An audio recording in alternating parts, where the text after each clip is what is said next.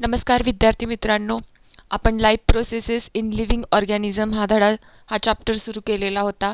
त्याच्यातला काही भाग आपण बघितलेला होता. आज त्याच्या पुढचा भाग या व्हिडिओमध्ये आपण पाहणार आहोत. बघा तर मग आता तुम्हाला तुमच्या पुस्तकामध्ये ही आकृती दिलेली असेल रेस्पिरेटरी सिस्टमचे आणि तिथे कोणत्या अवयवाचे कोणते नाव आहे हे तुम्हाला तिथं फिल करायचं आहे. बघा मग मी इथे दाखवलेली आहे image living organism and energy production हे बघायचं आहे. हे पाहताना ह्याच्यामध्ये आपल्याला रेस्पिरेटरी सिस्टीमचे कोणकोणते भाग होते आपण 7वीत असताना रेस्पिरेटरी सिस्टीम अगदी डिटेलमध्ये पाहिलेली होती. त्याच्यामध्ये आपण शिकलेलो होतो बघा, नोज, टंग, लॅरिंग्स, त्याचप्रमाणे ह्याच्यात खूप नावे दिलेली आहेत. आपल्याला बघायचं आहे ते ट्रॅकिया, इसोफॅगस, नॅसोफॅरिंग्स, नोज, लॅरिंग्स हे सगळं आपण बघितलेलं. त्याचप्रमाणे लेफ्ट लंग, राईट लंग, त्याचप्रमाणे डायफ्रॅगम हे एवढं आपण पाहिलेलं होतं. बघा मग त्याच्यामध्ये की ट्रॅकिया जी आहे ती श्वास नलिका आहे. त्याचप्रमाणे लंग्स म्हणजे फुफ्फुस, त्याच्यामध्ये लेफ्ट लंग, डावे फुफ्फुस, उजवे फुफ्फुस हे आपण पाहिलेलं होतं. त्याचबरोबर त्याचाच एक भाग आहे इसोफॅगस. इसोफॅगस हा खरं तर पचनसंस्थेचा भाग येतो, पण त्या ट्रॅकिया आणि इसोफॅगस हे शेजारी शेजारी असतात. म्हणजे बघा, इसोफॅगस जे आहे तिला आपण अन्ननलिका म्हणतो आणि ट्रॅकिया जी आहे तिला आपण श्वसन नलिका असं म्हणत असतो. हे सगळं आपण रेस्पिरेटरी सिस्टीम पाहताना पाहिलेलं होतं. आता जे आहे ते ह्याच्यामध्ये आपण living organism and energy production, ऊर्जा निर्मिती कशी होते हे पाहायचं आहे. बघा, in living organism respiration occur at 2 level as body and cellular level. बघा काय सांगितलेलं आहे, लिव्हिंग ऑर्गॅनिझममध्ये सजीवांमध्ये रेस्पिरेशन जे आहे, श्वसन जे आहे ते 2 लेवलला आढळतं. कोणतं तर बॉडी लेवल आणि सेल्युलर लेवल. बघा, oxygen and carbon dioxide are exchanged between in case of respiration occurring at body level. बघा, आपल्याला सगळ्यांना माहिती आहे ऑक्सिजन आपण आत घेतो शरीरामध्ये आणि कार्बन डायऑक्साईड आपण बाहेर टाकत असतो. In case of respiration at cellular level foodstuff are oxidised either with or without help of oxygen. बघा, आता वरचं जे आपण बघितलं ऑक्सिजन आत घेत आहे, कार्बन डायऑक्साईड बाहेर टाकत आहे, हे बॉडी लेवलला होते. पण सेल्युलर लेवलला काय होत असतं, फूड स्टफ अन्नपदार्थ असतात ते ऑक्सिडाइज्ड होत असतात विथ और विदाउट, म्हणजे ऑक्सिजनच्या साह्याने सुद्धा आणि ऑक्सिजनच्या साह्याशिवाय सुद्धा होत असतात. बघा, काही क्वेश्चन आहेत. How many atoms of the carbon, hydrogen and oxygen are respectively present in the molecule of glucose. बघा, कार्बन, हायड्रोजन आणि ऑक्सिजन यांचे किती मोलिक्युल्स, किती ॲटम्स हे एका मोलिक्युल्समध्ये ग्लुकोजच्या प्रेझेंट असतात. कार्बनचे 6 मोलिक्यूल असतात, हायड्रोजनचे 12 मोलिक्यूल असतात आणि ऑक्सिजनचे 6 मोलिक्यूल असतात. सगळ्यांनी हे लक्षात ठेवायचं आहे. बघा, which type of chemical bond are present between all this atom. So सगळ्यांना माहिती आहे कोव्हॅलंट बॉन्ड असतो जो तो प्रेझेंट असतो ह्या ॲटमच्या मध्ये. In term of chemistry what happen actually when a molecule is oxidise. Oxidation reduction तुम्ही पाहिलेलं आहे. Oxidation occur when a molecule lose and electron or increase its oxidation state. Oxidation कधी होतं, ज्या वेळेला एखादा मोलिक्यूल त्याचा इलेक्ट्रॉन लूज करतो किंवा दुसऱ्या मोलिक्यूलला देतो. बघा, आणि when a molecule is oxidised it loses energy, म्हणजे ज्या वेळेला एखादा मोलिक्यूल ऑक्सिडाइज्ड होत असतो त्यावेळेला तो त्याची एनर्जी लूज करत असतो. बघा, इन कॉन्ट्रास्ट ह्याच्या opposite molecule is a reduced it gain 1 और मोर इलेक्ट्रॉन. ह्याच्या अपोजिट ज्या वेळेला एखादा मोलिक्यूल रिड्यूस्ड स्टेटमध्ये जातो त्यावेळेला तो काय करतो, रिडक्शन होतं, त्यावेळेला तो एक किंवा एकापेक्षा जास्त इलेक्ट्रॉन घेत असतो. आता हे बघा, हे झालेलं आहे तुम्हाला ऑक्सिडेशन. ह्या मोलिक्यूलमधून हा जो एक सगळ्यात आउटर ऑर्बिटमधून काय होत आहे, इलेक्ट्रॉन जो आहे हा या मोलिक्यूलकडे जात आहे. म्हणजे इथे या मोलिक्यूलमध्ये काय होत आहे, हा ॲटम जो आहे, ॲटम लूजेस अँड इलेक्ट्रॉन. हा ॲटम जो आहे हा काय करत आहे, इलेक्ट्रॉन लूज करत आहे आणि ह्या ॲटमला देत आहे. आणि हा ॲटम गेन अँड इलेक्ट्रॉन, म्हणजे काय, हा ॲटम घेत आहे इलेक्ट्रॉन. हा ॲटम आहे तो लूज करतो एनर्जी आणि ह्याची एनर्जी गेन होत आहे. बघा, ह्याच्यात काही शंका असेल तर मला विचारा. आता, carbohydrate of the food that we consume every day are mainly utilized for the production of energy required for daily need.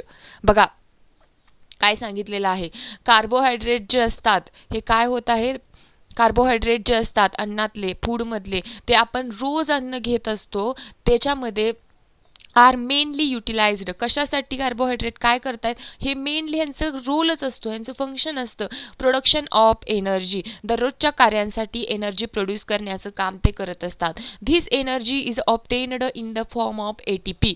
मग ही एनर्जी कुठल्या फॉर्ममध्ये स्टोअर होते किंवा असते, तर ATP या फॉर्ममध्ये, adenosine triphosphate.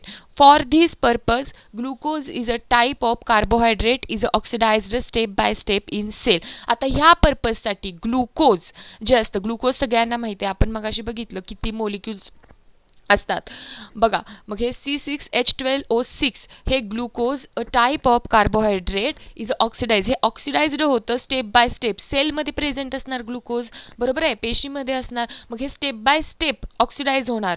This is called the cellular respiration. ह्याला सेल्युलर रेस्पिरेशन असं म्हणणार. ग्लुकोजचं काय होणार आहे, ब्रेकडाऊन होणार आहे आणि ते प्रोड्यूस करणार आहे ATP. ह्यालाच आपण म्हणणार आहे सेल्युलर रेस्पिरेशन.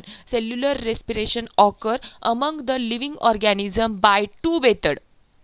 बघा, सेल्युलर रेस्पिरेशन असतं ते ऑकर होतं लिव्हिंग ऑर्गॅनिझम दोन मेथडद्वारे होतं. एक तर असते एरोबिक रेस्पिरेशन आणि दुसरं असतं अनएरोबिक रेस्पिरेशन. आता एरोबिक रेस्पिरेशन जे आहे त्याच्यामध्ये ऑक्सिजन इन्व्हॉल्व असतो. एरोबिक शब्दाचा अर्थ सगळ्यांना माहिती आहे, ऑक्सिजन प्रेझेंट आहे. अनएरोबिकमध्ये ऑक्सिजन इन्व्हॉल्व नसतो. In anaerobic respiration glucose is oxidised in 3 step. आता एरोबिक रेस्पिरेशन आपण पाहायला घेतलं तर त्याच्यामधले आज आपण एक बघायची आहे, ग्लायकोलिसिस. बघा, मग काय सांगितलंय, the process of glycolysis occur in cytoplasm. सेलमध्ये सायटोप्लाझम प्रेझेंट असतं, सेमी फ्लुइड असतं. बघा, ह्याच्यामध्ये काय होतं, a molecule of glucose is oxidised step by step in this process. ग्लुकोजचा जो मोलिक्यूल असतो हा स्टेप बाय स्टेप काय होतं, ऑक्सिडाइज्ड व्हायला, ब्रेकडाऊन व्हायला सुरुवात झालेली असते. To molecule of each and the two molecule of each, that is pyruvic acid ATP NADH2 and water are formed. बघा, जो मोलिक्यूल असतो ग्लुकोजचा हा ऑक्सिडाइज्ड झाला by step and the two molecule of each, that is pyruvic acid ATP आणि NADH2. NADH2 आपण मागच्या वर्षी सुद्धा बघितलेलं 9वीत असताना. ह्याचा लॉंग फॉर्म तुम्ही मला सांगायचा आहे, मला मेसेज करायचा आहे आणि सांगायचं आहे. And water are formed. बघा, ह्या सगळ्या प्रोसेसमध्ये काय घडतंय, आता पुढे एक डायग्राम आहे बघा. ह्याच्यामध्ये ग्लुकोज जे आहे, ग्लुकोज 6 फॉस्फेट. बघा, ही डायग्राम सगळ्यांनी लक्षात ठेवणं गरजेचं नाही आहे, आत्ता आपल्याला हे पाहायचं नाही आहे. पण बघा काय सांगितलेलं आहे,